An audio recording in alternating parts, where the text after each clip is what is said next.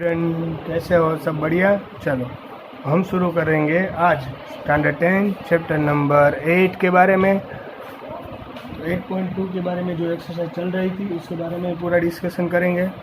चलो उसके बारे में डिटेल में समझते हैं। अब 8.2 में एक क्वेश्चन है, state whether the following are true और फॉल्स, जस्टिफाई और योर आंसर। यहाँ पर जो भी सेंटेंस दिए गए वो ट्रू है या फॉल्स, आपका आंसर जस्टिफाई करो। आप मुझे समझाओ कि ये ट्रू कैसे है तो कैसे है, और फॉल्स है तो फॉल्स कैसे है। रेडी? तो हमें ये जस्टिफाई भी करना है, तो मैं आपको जस्टिफाई करके भी बताऊंगा, और इसके लिए आपको टेबल भी आना ज़रूरी है। टेबल भी most important for this question. So I think you are learn totally I think you totally understand what I say. Ready? चलो, sine A plus B is equal to sine A plus sine B होता है। It is right और wrong. चलो हम try करते हैं। यहाँ ए और बी की वैल्यू हमें पास नहीं है, तो समझ लो कि हम ए और बी को एज्यूम कर लेते हैं। समझ लो कि ए और बी को क्या करना है, हमें एज्यूम करना है। इफ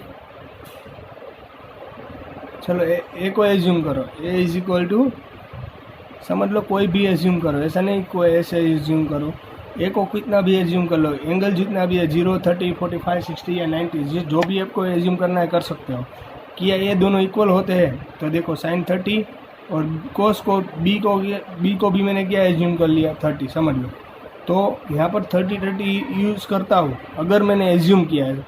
ये दोनों इक्वल होता है तो आप कोई भी एज्यूम करो तो आंसर तो सेम ही रहना चाहिए अगर ये राइट रहा तो चलो, साइन ए की जगह 30 प्लस बी की जगह 30 इज इक्वल टू साइन ए की वैल्यू क्या है 30, साइन बी की वैल्यू 30।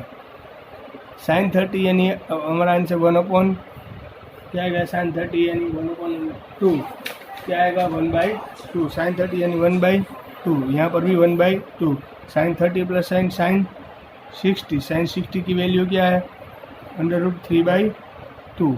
उन दोनों का एलसीएम क्या निकलेगा 2, ऊपर का 2 बन जा 2। तो यहाँ पर लेफ्ट हैंड साइड आंसर आया √3/2, राइट हैंड साइड आया 1।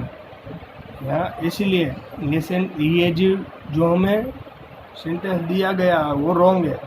कैसे पता चल रहा है कि आप ए की वैल्यू अगर 30 लेते हैं, बी की वैल्यू आपने 30 एज्यूम की, अगर दोनों साइड का आंसर सेम आता तो ये सेंटेंस आपका राइट कहलाएगा। पर ये सेंटेंस हमारा कैसा है, wrong.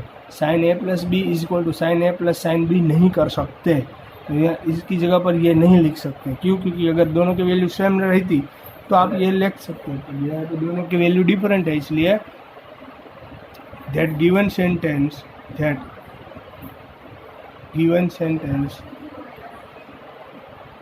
Is false. Ready?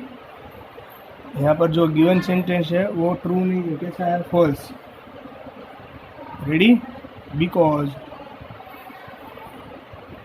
Right hand side is not equal to left hand side। आई बात समझ में? अगर बात समझ में तो ये पहला सेंटेंस कैसा है, रॉन्ग। रेडी? आई बात समझ में? चलो सेकंड सेंटेंस के बारे में डिस्कशन कर लेते हैं। The value of sine theta increase as the theta increase, यानी कि अगर आपको थीटा यानी क्या हमारे लिए एंगल, अगर एंगल इंक्रीज करो तो साइन थीटा की वैल्यू है वो टेबल में इंक्रीज होगी या नहीं होगी। तो इसके लिए आपको टेबल समझना ज़रूरी है। टेबल में हमने समझाया था, देखो सबसे पहले आपका ये अगर क्वेश्चन यहाँ पर चैप्टर पढ़ने जाओगे तो आपको इस चैप्टर के अंदर फॉर्मूला सारी याद रखनी पड़ेगी। अगर फॉर्मूला आपको नहीं मालूम है तो फिर भी आप इस चैप्टर में कुछ नहीं कर पाओगे। रेडी? तो फॉर्मूला भी most important for this chapter. So I hope you learn better formula. चलो, the value of sine theta increase as the theta increase. If the angle are increase then our sine theta will increase और decrease. The given sentence true otherwise false, ये दोनों में से एक ही हो सकता है। चलो देखते हैं। तो आपको पहले इस क्वेश्चन के लिए टेबल समझना भी ज़रूरी है। टेबल मैंने समझाया है, देखो साइन थीटा की वैल्यू, साइन 0 यानी कैसा होता है 0, यानी 0 से साइन 0 साइन 30 1/2 बनता है। Ready? Sine 30 1/2, then after sine 45 1/√2, ये टेबल मुझे तो पूरा याद है, आपके बारे में बात कर रहा हूँ मैं, तो टेबल एज इट इज़ मुझे पूरा याद है, इसलिए नहीं, मुझे याद करने की ज़रूरत नहीं है। पर आपको अगर ये लेक्चर पढ़ने बैठोगे तो आपको टेबल भी आना ज़रूरी है मेरी तरह से। रेडी? जो मैं वैल्यू बोल रहा हूँ आप टेबल में देख सकते हो। साइन 0 यानी 0, साइन 30 यानी कि थीटा हमारा वैसे पहले कैसा रहा, थीटा 0, तो साइन थीटा कैसा रहा, ऑल्सो 0। रेडी?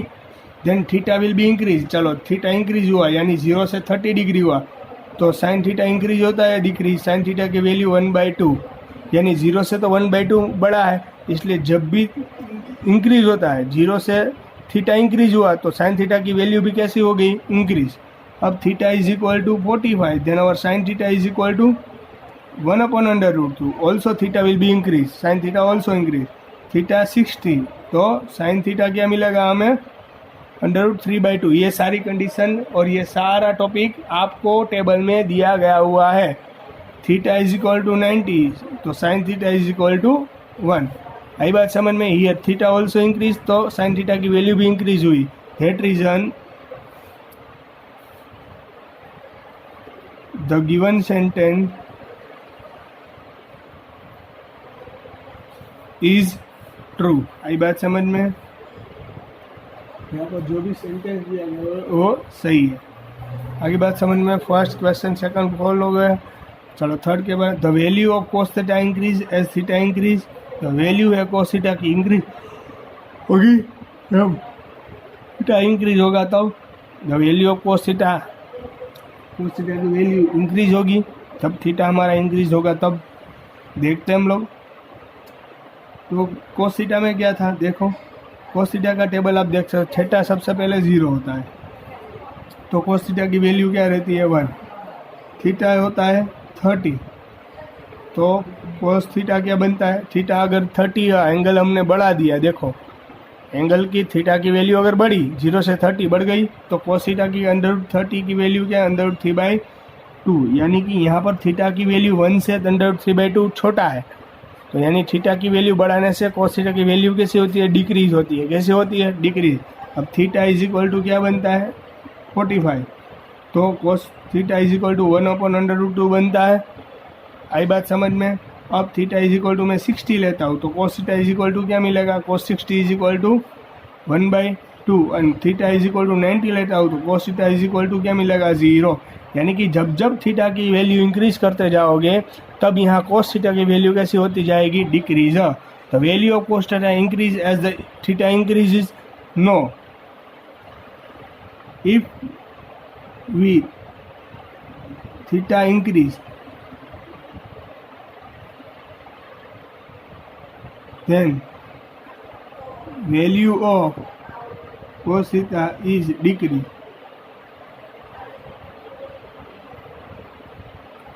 रेडी? आई बात समझ में अच्छी तरीके से? इसमें किसी को कुछ डाउट, दिक्कत या कुछ क्वेरी हो तो बोल दो। Ready?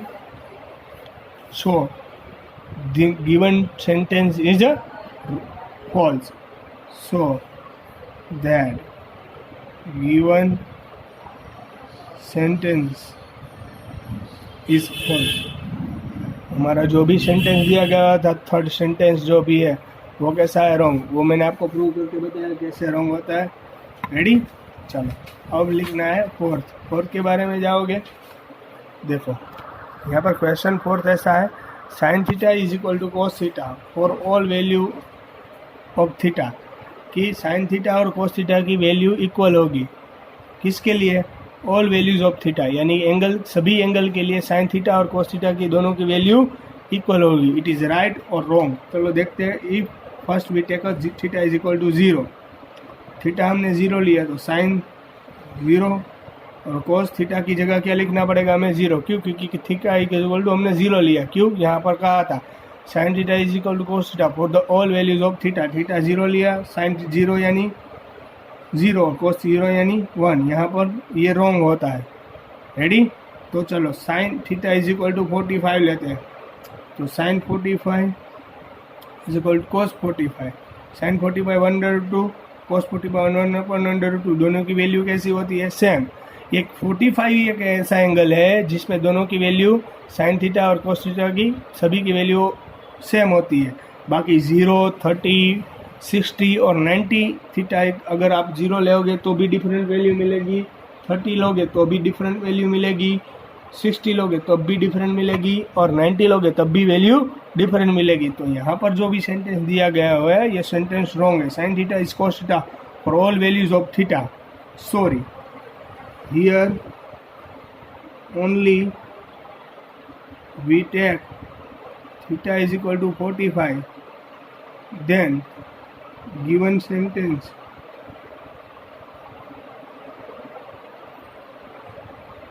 is true।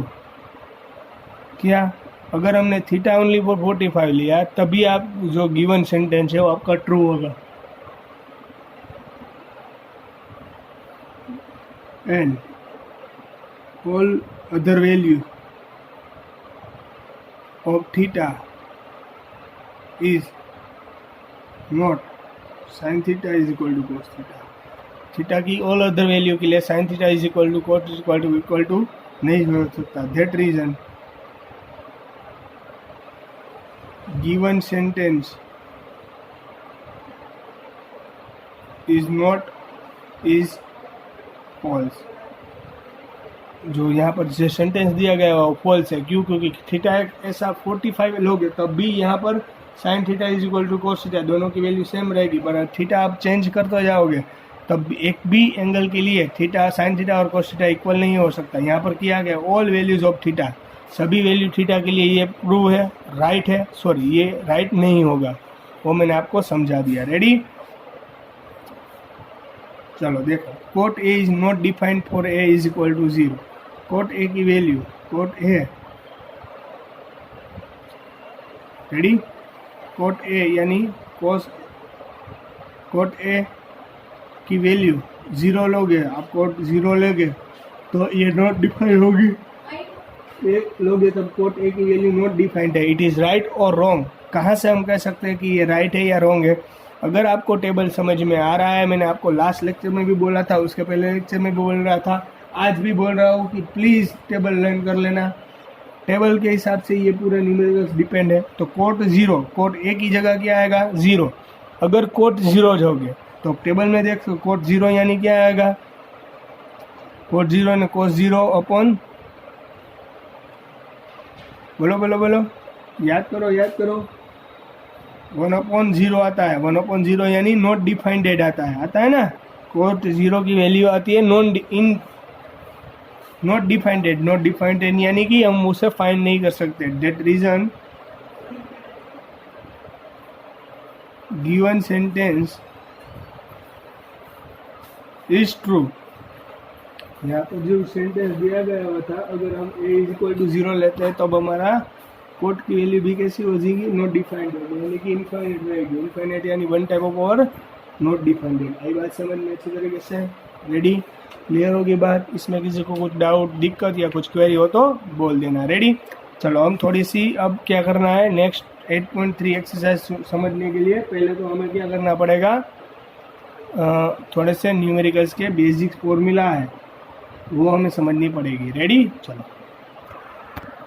Hello student, अब जो मैं आपको फॉर्मूला करवाने जा रहा हूँ वो इम्पोर्टेंट है। नेक्स्ट जो न्यूमेरिकल्स करवाऊँगा मैं 8.3 एक्सरसाइज में, उसके लिए इम्पोर्टेंट है। तो यहाँ पर आपको समझना ज़रूरी है ये कहाँ से आती है। देखो मैं क्या बोल रहा हूँ, यहाँ आपके पास समझ लो कि एक ट्रायंगल था, इस ट्रायंगल में यहाँ 90 डिग्री बनता है, वो तो आपको मालूम है अच्छी तरीके से। समझ लो कि यहाँ पर 90 डिग्री बनता है, तो यहाँ पर एंगल बी है, ये ए और एंगल सी।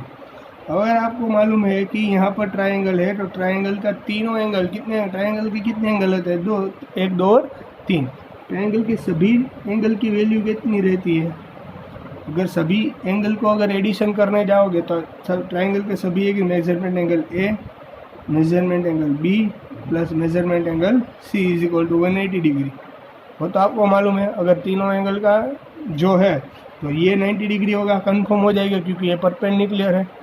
तो अगर आपको मालूम है कि ये 180 होता है, अगर आपको मालूम है कि ये 180 होता है तीनों एंगल का एडिशन करने से, आपका ट्रायंगल की वैल्यू 180 डिग्री आती है तो कंफर्म बात है, ये तो प्रूव कर गई बात है। ये हमने 8 में भी पढ़ा था, 9 में भी पढ़ा था, 10 में भी पढ़ रहे हैं। तो कि अगर तीनों एंगल का एडिशन करोगे तो 180 कंफर्म मिलेगा। और यहाँ एंगल बी कैसा है 90 डिग्री, मेजरमेंट एंगल सी। और मेजरमेंट एंगल अगर ए ढूंढना होगा तो कैसे ढूंढोगे आप लोग? तो यहाँ पर देखो कि सेम टर्म होती है उसका इंटरचेंज बनता है। तो 90 डिग्री कांस्टेंट है, उसे इधर ले आओ तो measurement angle A plus measurement angle C 180 minus 90 degree.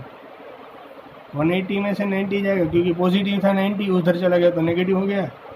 तो मेजरमेंट एंगल है measurement angle C is equal to 180 में से 90 जाएगा तो ओनली फॉर 90। आई बात समझ में कि नहीं आई बात समझ में? चलो measurement angle A plus measurement angle C is equal to 90 degree, ये आगे बात समझ में। चलो मेजरमेंट एंगल सी है उसे उस तरफ ले आओ तो measurement angle A is equal to 90 में से जाएगा मेजरमेंट एंगल सी, यानी 90 माइनस अगर मेजरमेंट एंगल ए चाहिए, समझ लो कि मुझे मेजरमेंट एंगल ए चाहिए तो इसको वेरिएबल बनाया, इसलिए मेजरमेंट एंगल सी को उस तरफ ले आओ तो ये कैसा हो जाएगा 90 minus measurement angle C, 90 minus measurement angle C. यानी कि अगर आपको मेजरमेंट एंगल सी चाहिए उसको वेरिएबल बनाओ तो मेजरमेंट एंगल ए को उस तरफ भेजना पड़ेगा। और मेजरमेंट एंगल सी मिल जाएगा कब? 90 में से अगर एंगल लेस कर दिया तो सेम कंडीशन होगी इस नेक्स्ट फॉर्मूला में भी, इसीलिए इसको मैंने आपको समझाया। नेक्स्ट फॉर्मूला ऐसी है, साइन की पेयर कोस किसके साथ होती है? कोस के साथ। किसके साथ होती है? कोस के। साइन की पेयर किसके साथ? तो इसलिए साइन की वैल्यू अगर ढूंढनी है, साइन 90 माइनस थीटा, अगर साइन की वैल्यू को 90 माइनस थीटा कर दिया तब आपको क्या मिलेगा? Cos theta. ये फॉर्मूला आपको इसलिए समझा रहा हूँ कि बाद में सारे न्यूमेरिकल इस फॉर्मूला पर डिपेंड करेंगे। साइन 90 माइनस थीटा कर दिया, अगर साइन का वैल्यू 90 माइनस थीटा कर दिया तो ये कन्वर्ट हो गया किस में हो जाएगा? कोस थीटा में। अगर कोस 90 माइनस थीटा कर दिया तो कोस किस में कन्वर्ट हो जाएगा? साइन थीटा में। आई बात समझ में? सबसे इजी फॉर्मूला है, लर्न करने के पेड़ याद रखनी है। साइन 90 माइनस थीटा करो तो cos theta, cos 90 minus theta करो तो sine theta, tan 90 minus theta करो तो कोट थीटा। आई बात समझ में? या यहाँ पर कोट 90 माइनस थीटा करो तो टेन थीटा। ये पेयर है, tan 90 minus theta cot theta, cot 90 minus theta tan theta. Sec 90 minus theta, sec 90 minus theta એટલે कोसेक थीटा, कोसेक थीटा। और कोसेक 90 माइनस थीटा यानी सेक थीटा।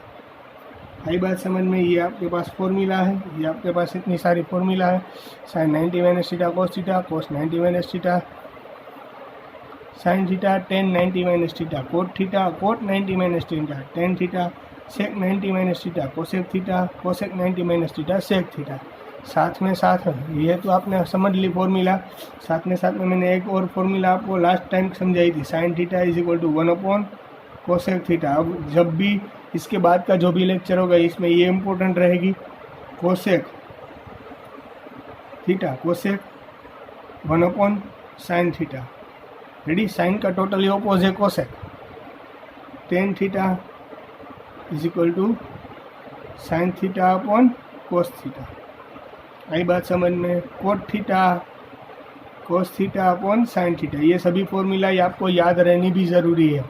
अगर ये और ये सारी फॉर्मूला आपको नहीं पता तब आप कुछ भी नहीं कर पाओगे।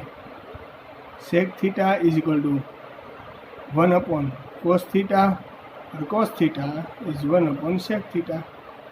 ये सारी फॉर्मूला आपके लिए इम्पोर्टेंट है क्योंकि जो भी हम न्यूमेरिकल्स करेंगे इसमें अगर आपको ये फॉर्मूला और ये फॉर्मूला नहीं समझ में आए तब आप कुछ भी नहीं कर पाओगे। साथ में मैंने ये भी कहा था कि sine theta into cosec theta, ये डिवाइड में यहाँ जाएगा तो मल्टीप्लाई में, यानी sine theta into cosec theta is equal to क्या बनता है? 1।